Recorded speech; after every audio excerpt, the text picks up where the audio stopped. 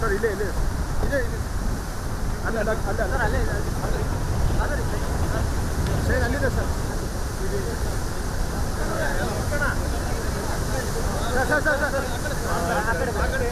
ಇಲ್ಲ ಇದೆ ಟ್ರೈನ್ ಕಟ್ಟಾಗಿದೆ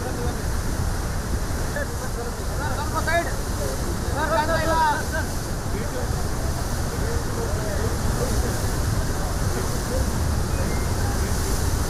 ಸರ್ ಸ್ವಲ್ಪ ಸೈಡ್ ಸರ್ ಸರ್ ಕಾಣ್ತಾ ಇಲ್ಲ ಸರ್ ಕಾಣ್ತಾ ಇಲ್ಲ ನೋಡ್ತೀರಿ ಸರ್ ನೀವು ನೋಡ್ತೀರಿ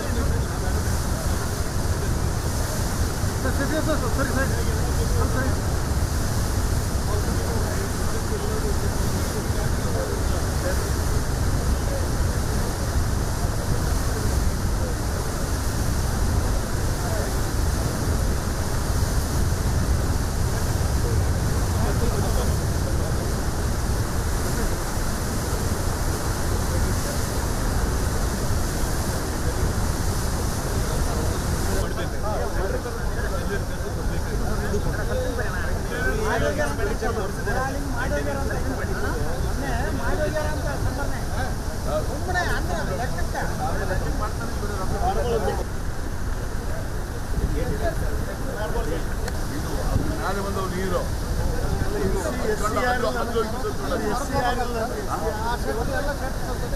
ನೀರು ಇಲ್ಲಿ ಬರ್ರಿ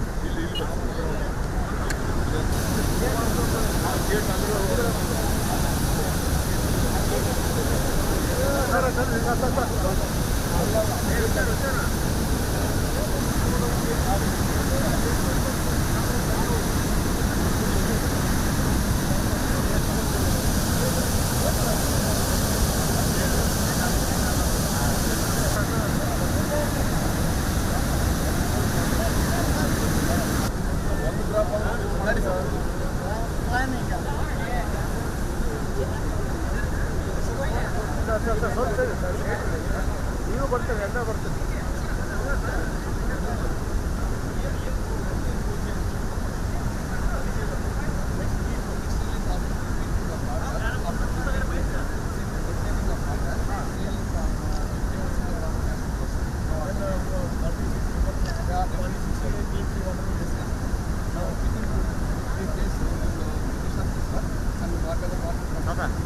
ಈ ಕಡೆ ಕರ್ಕೊಂಬರ್ಬೇಕು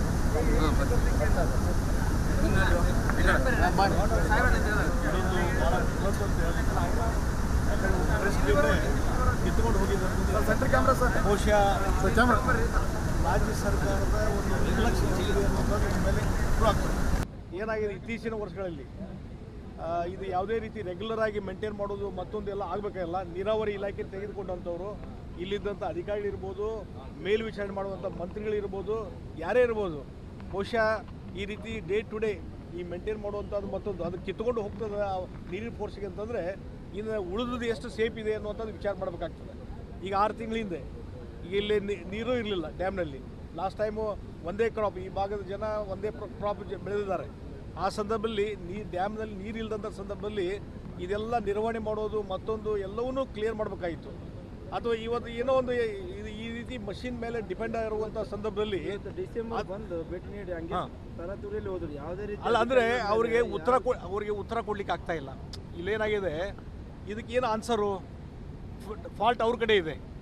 ಮತ್ತು ಪ್ರತಿ ವರ್ಷ ಮೇಂಟೈನ್ ಮಾಡೋ ಸಲುವಾಗಿ ಕಾಂಟ್ರಾಕ್ಟ್ ಟೆಂಡರ್ ಕರಿಬೇಕಾಗ್ತದೆ ಎನ್ಯುವಲ್ ಮೇಂಟೆನೆನ್ಸ್ ಸಲುವಾಗಿ. ಹಾಗಾದರೆ ಅವ್ರು ರೆಕಾರ್ಡ್ಸ್ ಕೊಟ್ಟುಬಿಡಲಿ. ಈ ವರ್ಷದ್ದು ಮೇಂಟೆನೆನ್ಸ್ ಸಲುವಾಗಿ ಟೆಂಡರ್ ಕರೆದವರು ಹೇಗೆ, ಯಾವ ಕಾಂಟ್ರಾಕ್ಟ್ ಕೊಟ್ಟಾರ, ಏನೂ ಇಲ್ಲ. ಕೊಟ್ಟೇ ಇಲ್ಲ ಅಂತಂದರೆ ಬಹುಶಃ ಅವರ ಕಡೆಯಿಂದ ಡಿಫಾಲ್ಟ್ ಕಂಡು ಬರ್ತದೆ. ಅವರಿಗೆ ಡಿ ಕೆ ಶಿವಕುಮಾರ್ ಅವರಿಗೆ ನೀರಾವರಿ ಮಂತ್ರಿಗಳಿಗೆ ಇದು ಉತ್ತರ ಕೊಡಲಿಕ್ಕೆ ಆಗ್ತಾ ಇಲ್ಲ. ಆಗದೆ ಇದಕ್ಕೆ ಬಂದು ನೋಡ್ಕೊಂಡು ಹೋಗಿದ್ದಾರೆ ಹೊರತು ಇದರಿಂದ ಈ ರೀತಿ ಆಗಿದ್ದರಿಂದ ಸರ್ಕಾರದ ಒಂದು ನಿರ್ಲಕ್ಷ್ಯದಿಂದ, ನೀರಾವರಿ ಇಲಾಖೆಯ ನಿರ್ಲಕ್ಷ್ಯದಿಂದ ಇವತ್ತು ಏನಾಗಿದೆ, ಇಲ್ಲಿ ಭಾಗದ ರೈತರು ಸಫರ್ ಆಗಬೇಕಾಗಿದೆ. ಪ್ರತಿ ವರ್ಷ 2 ಕ್ರಾಪ್ ಬೆಳೆಯುವಂಥ ರೈತರಿಗೆ ಈ ಸಲ ಒಂದು ಕ್ರಾಪ್ ಬೆಳೀಲಿಕ್ಕೂ ನೀರಿಲ್ಲದೆ ಅಂತ ಪರಿಸ್ಥಿತಿ ಇವತ್ತು ನಿರ್ಮಾಣ ಆಗಿದೆ. ಈ ರೀತಿ ಸರ್ಕಾರದ ನಿರ್ಲಕ್ಷ್ಯ ಇದಕ್ಕೆ ಮೂಲ ಕಾರಣ ಅನ್ನುವಂಥದ್ದು. ಈಗ ಅವರು ಏನೋ ಅಧಿಕಾರಿ ಮೇಲೆ ಮತ್ತೊಂದು ಮೇಲೆ ಹಾಕಿದ್ರು ಏನೋ ಅರ್ಥ ಇಲ್ಲ. ನೀವು ಮೇಲೆ ನಿರ್ವಹಣೆ ಮಾಡುವಂಥವ್ರು ಒಂದು ಮುಖ್ಯ. ಅಧಿಕಾರಿ ಮಾಡೋ ತಪ್ಪಿಗೆ ಈಗ ರೈತರು ಅದೇ ಅಧಿಕಾರಿಗಳು ಸರ್ಕಾರ ಮಾಡುವಂಥ ತಪ್ಪಿಗೆ ಇವತ್ತು ರೈತರು ಸಫರ್ ಆಗಬೇಕಾಗ್ತದೆ. ಈ ಭಾಗದ ಜನರಿಗೆ ಒಂದು ಆರ್ಥಿಕ ಒಂದು ಚಟುವಟಿಕೆಗೆ ಇಂಬು ಕೊಡುವಂಥದ್ದು. ಅವರು ಹೆಚ್ಚು ಬೆಳೆದರೆ ಅದು ರೈತರಿಗೂ ಅನುಕೂಲ ಮತ್ತು ನಮ್ಮ ಸಮಾಜಕ್ಕೂ ಅನುಕೂಲ. ಇವತ್ತು ಅದಕ್ಕೆಲ್ಲವೂ ಒಂದು ಅಡ್ಡ ಹಾಕುವಂಥ ಕೆಲಸ ಇವತ್ತು ಇದರಿಂದ ಆಗ್ತಾ ಇದೆ. ಹೀಗಾಗಿ ಇದು ಸರ್ಕಾರದ ನಿರ್ಲಕ್ಷ್ಯ, ಸರ್ಕಾರದ ನಿರ್ಲಕ್ಷ್ಯದಿಂದ ಎಲ್ಲ ಆಗಿದೆ ಅನ್ನುವಂಥದ್ದು. ನೋಡಿ, ಈಗ ಇಲ್ಲಿ ಒಂದು 105 TMC ನೀರು ಸಂಗ್ರಹ ಇದೆ, 105 TMC ನೀರು.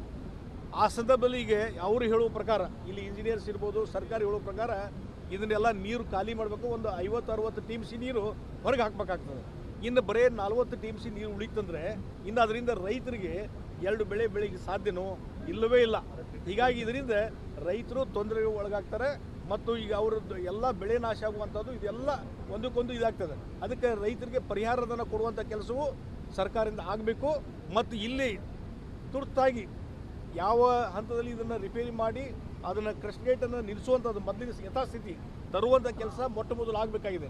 ಅದಕ್ಕಾಗಿ ಈಗ ತಾಂತ್ರಿಕವಾಗಿ ಏನು ಸಲಹೆ ಕೊಡ್ತಾರೆ ಅದ್ರ ಮೇಲೆ ಮಾಡೋದು. ಆದರೆ ಇಲ್ಲಿ ಡಿಫಾಲ್ಟ್ ಆದಂಥದ್ದು ಜವಾಬ್ದಾರಿ ಯಾರು ತೊಗೋಬೇಕಲ್ಲ. ಇದು ಬರೀ ಇದು ಮುಂದೆ ನೀರು ಬಿಡುವಂಥದ್ದು ರಿಪೇರಿ ಮಾಡುವಂಥದ್ದು ಒಂದು ಕಡೆ ಆಯಿತು, ಆದರೆ ಮುಂದೆ ಇಷ್ಟೆಲ್ಲ ಲಾಸ್ ಆತಲ್ಲ, ಯಾರು ಜವಾಬ್ದಾರಿ ಅನ್ನುವಂಥದ್ದು ಸಚಿವರ ನಿರ್ಲಕ್ಷ್ಯಕ್ಕೆ ದುರಂತ. ಡೆಫಿನೆಟ್ಲಿ ನೋಡ್ರಿ ಏನಾಗಿದೆ ಇವತ್ತು ರಾಜ್ಯದಲ್ಲಿರುವಂಥ ಮುಖ್ಯಮಂತ್ರಿ ಆಗಲಿ ಉಪಮುಖ್ಯಮಂತ್ರಿ ಆಗಲಿ ಅವ್ರಿಗೆ ಸರ್ಕಾರ ನಡೆಸ್ಕೊಂಡು ಹೋಗೋದು, ಆಡಳಿತ ವ್ಯವಸ್ಥೆ ಸರಿ ಮಾಡ್ಕೊಂಡು ಹೋಗೋದಿಲ್ಲ, ಅವರ ಕುರ್ಚಿಯನ್ನು ಉಳಿಸ್ಕೊಳ್ಳುವಂಥದ್ದು ಅಷ್ಟಾಗಿದೆ.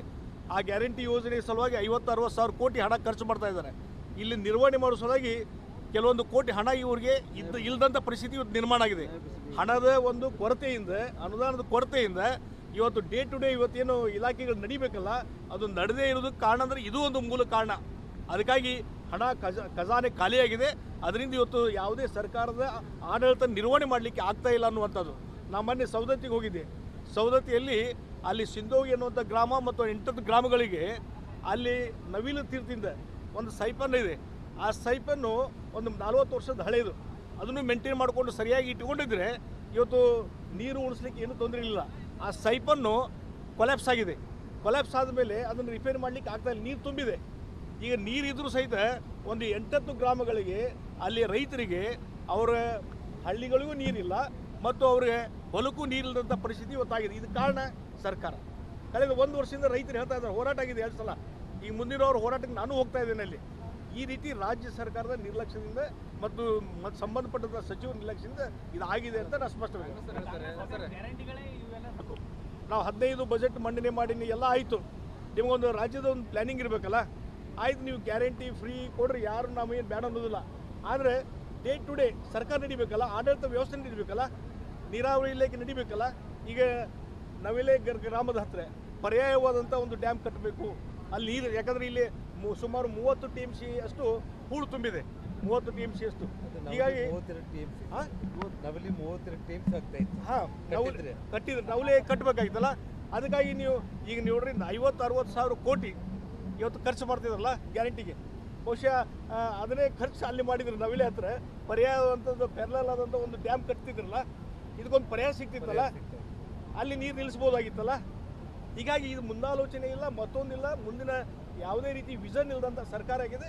ಇದರಿಂದ ರೈತರು ಇವತ್ತು ಸಫರ್ ಆಗ್ತಾ ಇದ್ದಾರೆ, ನಾಡು ಸಫರ್ ಆಗ್ತಾ ಇದೆ.